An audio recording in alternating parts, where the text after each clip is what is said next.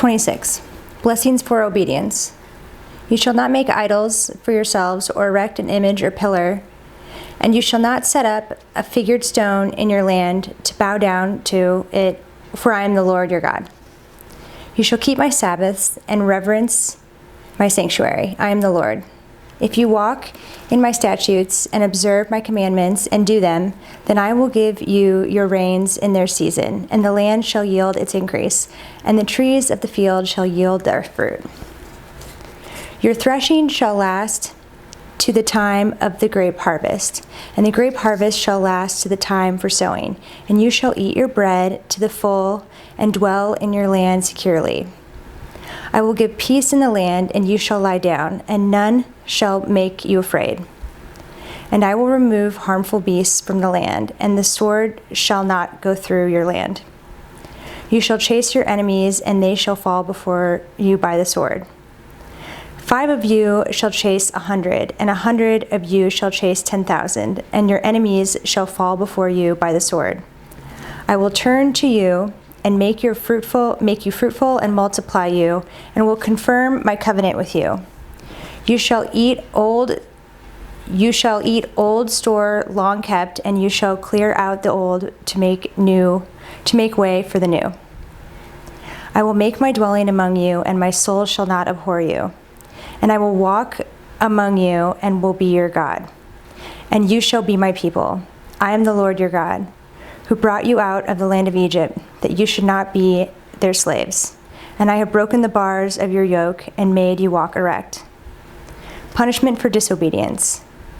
If you will not listen to me and will not do all these commandments, if you spurn my statutes, and if your soul abhors my rules, so that you will not do all my commandments, but break my covenant, then I will do this to you. I will visit you with panic, with wasting disease and fever that consume the eyes and make the heart ache. You shall sow your seed in vain, for your enemies shall eat it.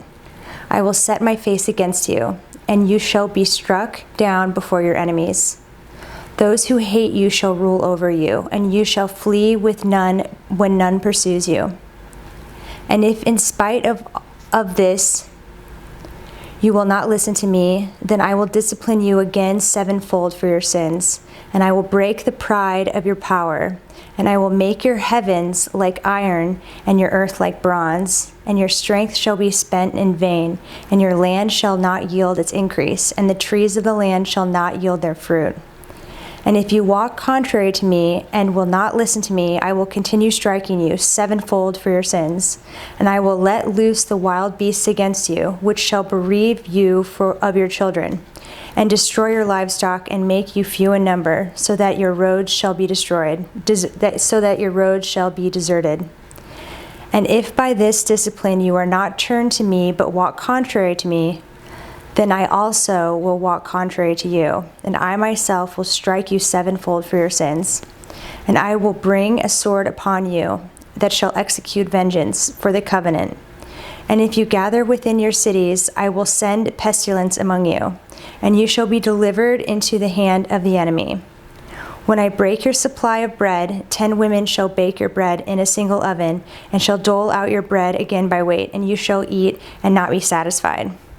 But if in spite of this you will not listen to me, but walk contrary to me, then I will walk contrary to you in fury, and I myself will discipline you sevenfold for your sins.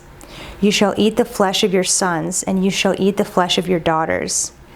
And I will destroy your high places, and cut down your incense altars, and cast your dead bodies upon the dead bodies of your idols, and my soul will abhor you.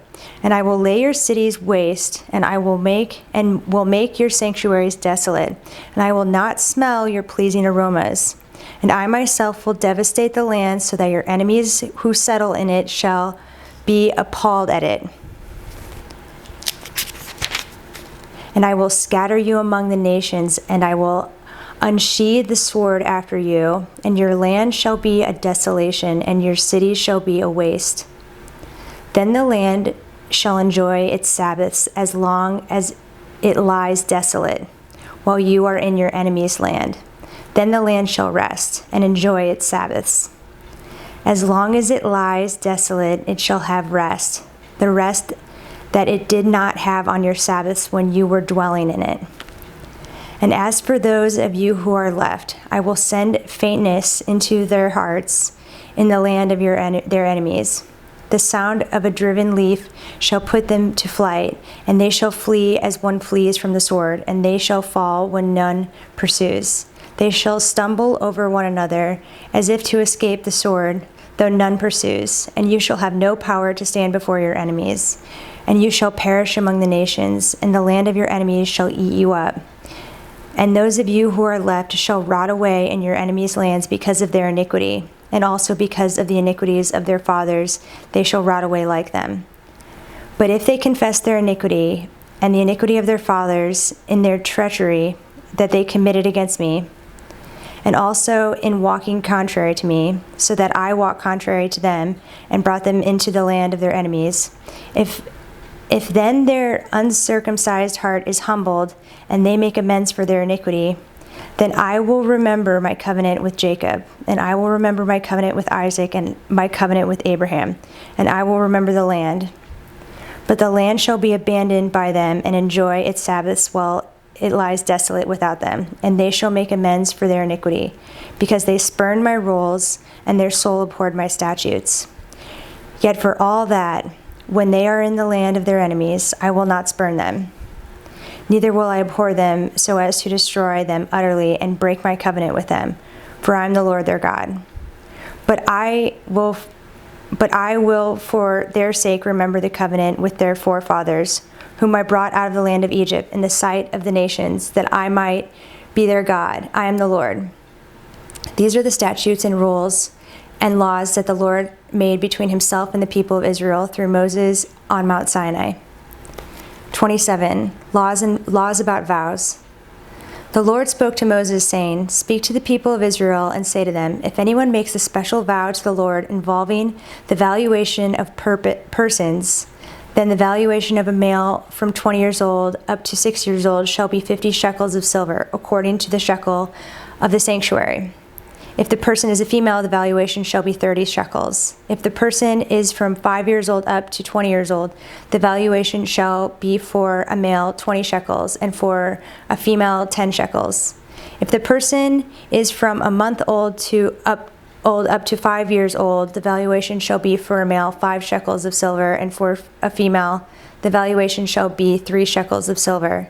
And if the person is 60 years old or over, then the valuation for a male shall be 15 shekels, and for a female 10 shekels. And if someone is too poor to pay the valuation, then he shall be made to stand before the priest, and the priest shall value him, and the priest shall value him according to what the vower can afford. If the vow is an animal that may be offered as an offering to the Lord, all of it that he gives to the Lord is holy. He shall not exchange it or make a substitute for it, good for bad or bad for good. And if he does, in fact, substitute one animal for another, then both it and the substitute shall be holy. And if it is any unclean animal that may not be offered as an offering to the Lord, then he shall stand the animal before the priest, and the priest shall value it as either good or bad. As the priest values it, so it shall be. But if he wishes to redeem it, he shall add a fifth to the valuation. When a man dedicates his house as a holy gift to the Lord, the priest shall value it as either good or bad. As the priest values it, so it shall stand. And if the donor wishes to redeem his house, he shall add a fifth to the valuation price, and it shall be his. If a man dedicates to the Lord part of the land that is his possession, then the valuation shall be in proportion to its seed. A homer of barley seed shall be valued at 50 shekels of silver. If he dedicates his field from the year of Jubilee, the valuation shall stand. But if he dedicates his field after the Jubilee, then the priest shall calculate the price according to the years that remain until the year of Jubilee, and a deduction shall be made from the valuation. If he who dedicates the field wishes to redeem it, then he shall add a fifth to its valuation price, and it shall remain his.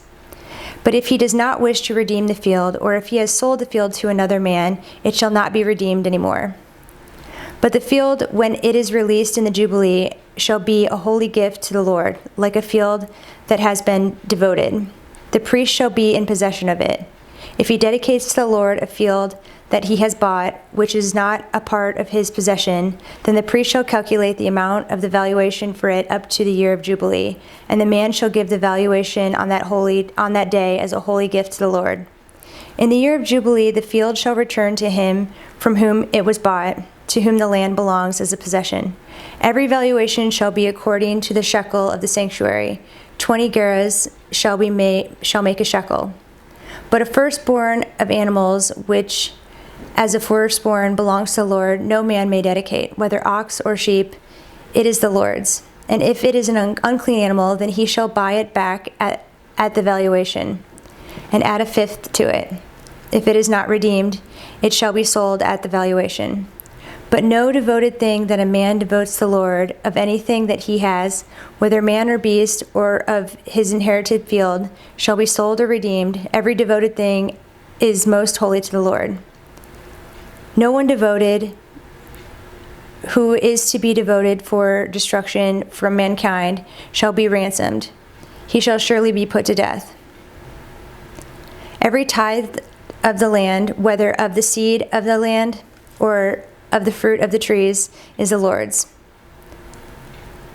It is holy to the Lord. If a man wishes to redeem some of his tithe, he shall add a fifth to it. And every tithe of herds and flocks, every 10th animal of all that pass under the herdsman's staff, shall be holy to the Lord.